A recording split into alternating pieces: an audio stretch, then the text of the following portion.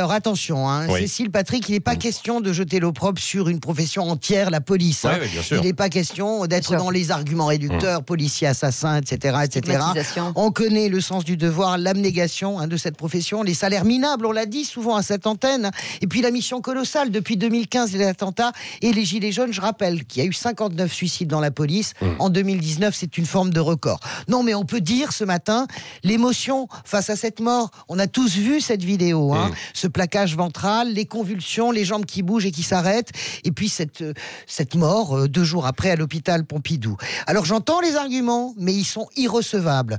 Il a répondu aux policiers, il n'a pas obtempéré, il filmait les policiers. Rien, à l'évidence, ne justifie cette méthode de plaquage, et rien, surtout, rien ne mérite la mort. Vous comprenez ? Un simple contrôle ne doit pas se transformer en mort d'un livreur. Oui, et ce matin, vous vous étonnez, Françoise, du silence relatif des autorités. Oui, silence relatif, à part Christophe Castaner qui a dit il y a des questions légitimes. Voilà, on n'entend rien, c'est le silence radio, pas un mot de la préfecture, à part des communiqués un peu soviétiques. Silence, le silence sur la mort de Steve Canicho, ce silence revient avec des silences, le silence pendant des mois, sur les yeux crevés, les mains arrachées, les visages abîmés durablement des manifestations des Gilets jaunes, le silence ou bien la parole sans retenue. Le préfet de police de Paris qui répond à une manifestante Gilets jaunes, nous ne sommes pas dans le même camp, et le même préfet de police de Paris, ce matin, dans la circulaire pour signaler la manifestation, qui parle des partis contestataires qui appellent à la grève. Ça s'est jamais vu, ça. On dit normalement des partis politiques. Voilà. Donc qu'est-ce que ça dit tout ça ce matin ?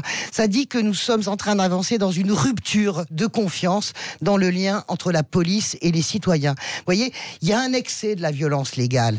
On parle de la violence légale policière contre la violence manifestant. Mais jamais un policier n'a été tué en manifestation. Je vous le signale. Jamais un policier n'a eu une main arrachée ou un œil arraché. Il y a un déséquilibre. Il y a eu des blessés. Mais il y a un déséquilibre aujourd'hui, Patrick. Il y a un déséquilibre qui n'est plus acceptable entre la violence légale portée par les policiers et la violence. Et c'est un malaise si fort d'ailleurs qui est pour moi ce matin incarné par Éric Morvan, le directeur général de la police nationale, qui démissionne.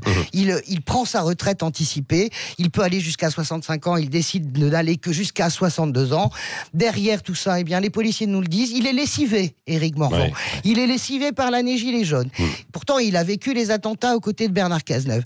Il est lessivé par les syndicats, mais il est lessivé par sa relation avec le ministre de l'Intérieur et par sa relation avec le préfet de police. Moi, je dis attention à ce malaise, à ce lien, à cette rupture qui est en train de se faire entre les citoyens et la police. Ça ne se voit pas, il n'y a pas de manif dans les rues pour dénoncer ça, mais ça crée des choses probablement irréparables. Merci Françoise de